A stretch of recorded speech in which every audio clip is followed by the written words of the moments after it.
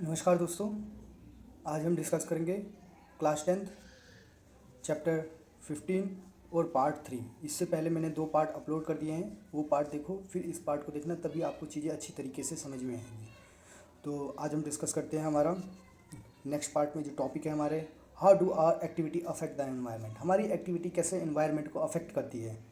तो we are the integral part of our environment. हम क्या है, एक इंटीग्रल पार्ट हैं, हम अलग नहीं हो सकते इन्वायरमेंट से। इन्वायरमेंट के साथ ही हमें रहना पड़ता है ना, कि हम अपने आप को अलग कर सकते हैं। कोई कर सकता है क्या? नहीं कर सकता, ऑब्वियसली नहीं कर सकता।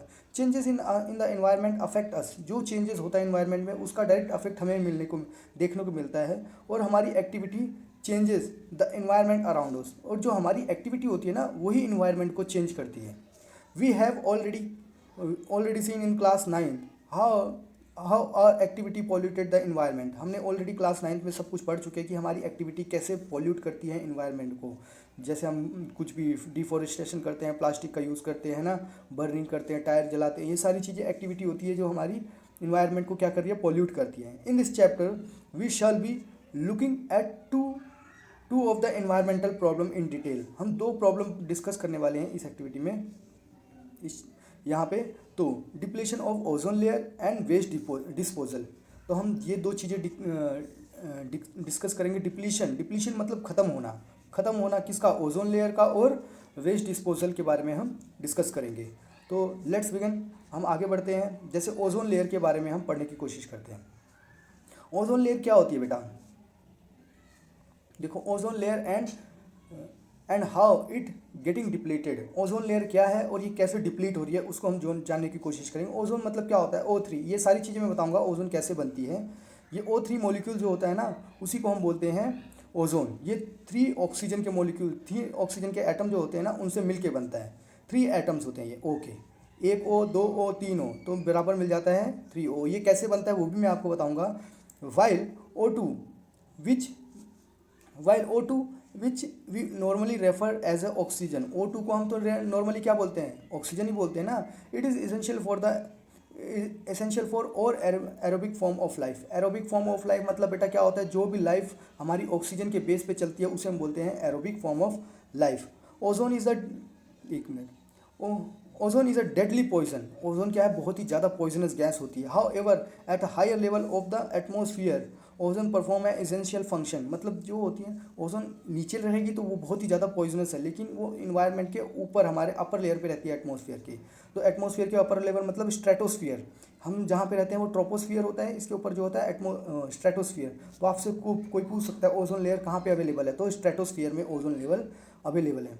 तो ये आपको बता दिया। और इसके बहुत सारे फंक्शंस भी होते हैं। ये प्रॉफिटेबल भी है, नीचे होगी तो पॉइजनस होगी, ऊपर होगी तो लेकिन हमारे लिए क्या होगी? प्रॉफिटेबल होगी। और वो कैसे होगी ये भी हम जानने की कोशिश करते हैं। It shields the surface of the earth from the ultraviolet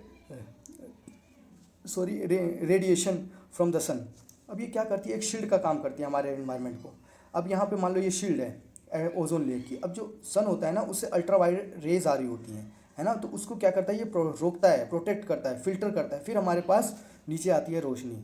तो ये आपको पता चल रहा है अल्ट्रावायलेट रेज बहुत ही डेंजरस होती है, उससे हमको बहुत सारी बीमारियां हो सकती हैं। कौन कौन सी बीमारियां हो सकती है वो भी मैं आपको अभी बताऊंगा। तो ये सारी पता चल गई आपको कि क्या कर रहा है?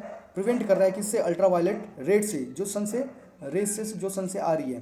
The radiant is a highly damaging to organisms. ये रेडियंट जो होती है ना, रेडिएशंस, ये क्या करती हैं? बहुत ही ज़्यादा हाईली डैमेज करती हैं ऑर्गेनिजम्स को। For example it causes the skin cancer in human being. मैंने बताया ना इससे क्या प्रॉब्लम हो सकती है? स्किन कैंसर हो सकता है इंसान को। तो इसके लिए क्या होती है? पॉइजनस गैस होती है। Ozone at the higher level of the atmosphere is a product of UV radiation acting on oxygen molecule. तो ये मैं आपको बताता हूँ कैसे होता है। देखो, the higher energy UV radiation split apart some molecules of oxygen, molecular oxygen into free oxygen O atoms. These atoms then combine with a molecule of oxygen to form ozone. अब देखो क्या होता है, मैं आपको सिंपल बताता हूँ। अब जो ऑक्सीजन होती है ना, यहाँ पे ये देखो, और जो सन की रेज आ रही होती है ना, वो क्या करती है? ऑक्सीजन एटम पे कंबाइन होती है। जब वो फॉर्म होती है तो क्या होता है? ऑक्सीजन स्प्लिट हो जाता है, 2 टुकड़ों में बन जाता है। पहले तो ये मॉलिक्यूल था, जब 2 एटम कंबाइन होते हैं तो उसे हम बोलते हैं मॉलिक्यूल। तो ये मॉलिक्यूल था, अब ये क्या हो गया, स्प्लिट हो गया, अलग अलग हो गए। अब ये ऑक्सीजन अलग अलग तो रहेगा नहीं, ये जाएगा, जो O2 होगा ना उसके साथ जाके फॉर्म हो जाएगा in the presence of ultraviolet rays और सन रेज, है ना। तो ये क्या हो जाएगा, O2 से क्या बन जाएगा, O3 जब कंबाइन होगा। यहाँ पे देखो इन्होंने एक रिएक्शन भी दिया हुआ है, हमें ये देखना है आपको क्या हो रहा है। पहले तो सन रेज पड़ रही है, यूवी रेज, तो ये ऑक्सीजन किस में, दो अलग अलग एटम में टूट गया।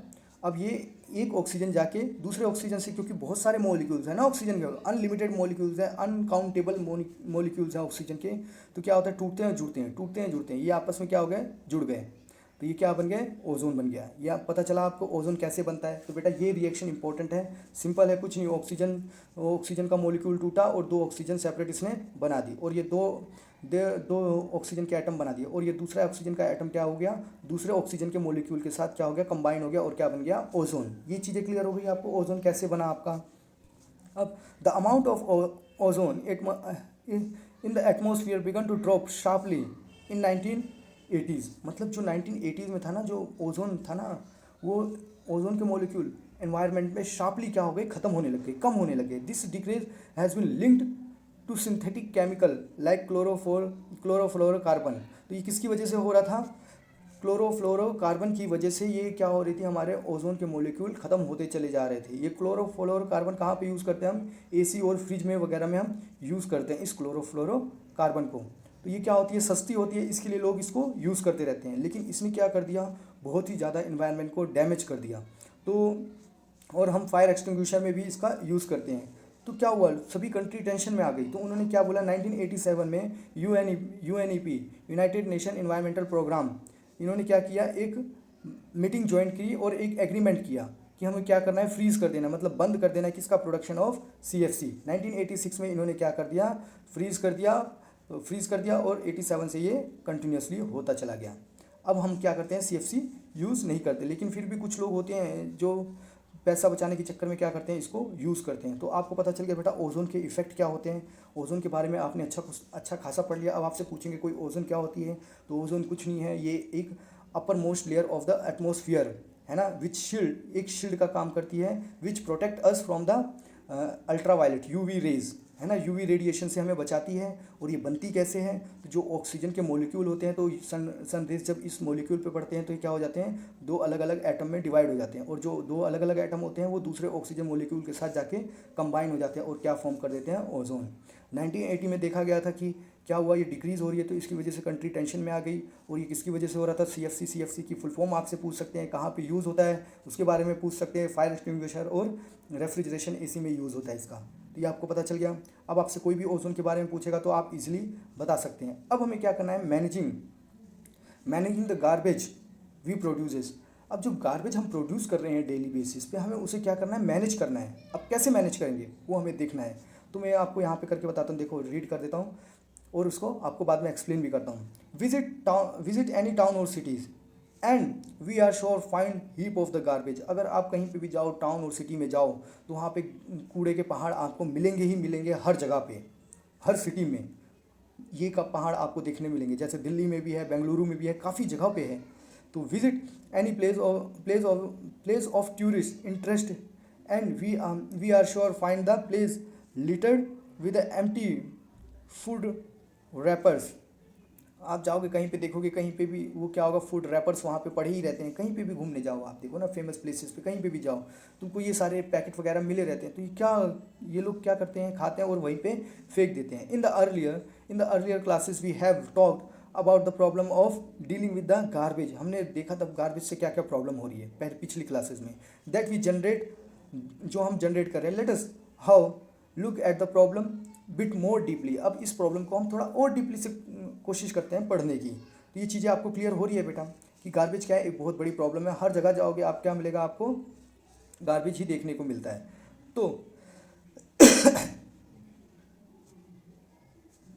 अब देखो, चलो हम एक्टिविटी देखते हैं। पहले हम आपको क्या करना है, देखो एक्टिविटी 15.8, इसमें क्या देखना है, calculate how much waste is generated at home in a day. आप देखो आपके घर में कितना वेस्ट जनरेट होता है और कितना बायोडिग्रेडेबल होता है और कितना नॉन बायोडिग्रेडेबल होता है। Calculate the how much waste generate in a classroom in a day. एक क्लासरूम में कितना जो गार्बेज है वो जनरेट हो रहा है, ये भी आपको चेक करना है। फिर उसके बाद how much of this waste biodegradable, कौन सा कितना बायोडिग्रेडेबल है, पहले आपको घर का कैलकुलेट करना है, फिर क्लास का कैलकुलेट करना है। Suggest way of dealing with this waste, आप इसको कैसे वेस्ट को डील करोगे, ये आपको वे सजेस्ट करना है।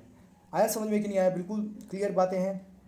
अब आप क्या करना है, find out how the sewage in your locality is treated. जो सीवेज होते हैं ना, जिसमें आपकी गटर लाइन बनी होती है, वो ट्रीटेड होती है कि नहीं, ट्रीट किया जाता है कि नहीं किया जाता है।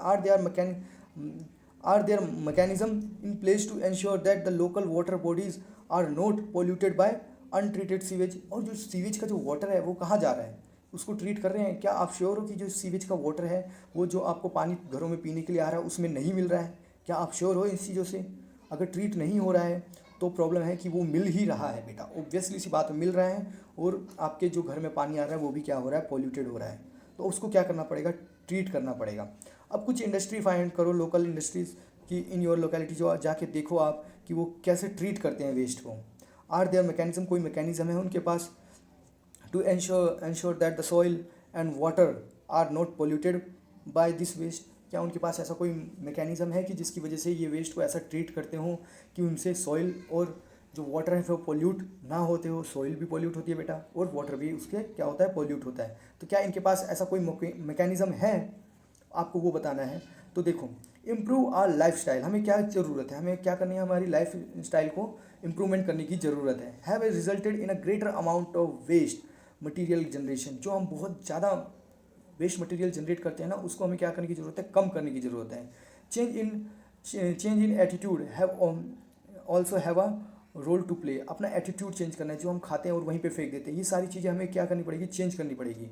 With more and more things we use becoming the disposal, और जितना ज़्यादा हो सके हमें क्या करना है, इसको अपने अंदर इम्प्रूव करना है और डिस्पोजेबल चीज़ों को यूज़ करना है। डिस्पोजेबल मतलब जो बायोडिग्रेडेबल हो। Change in packaging have resulted in much of our waste becoming a non biodegradable.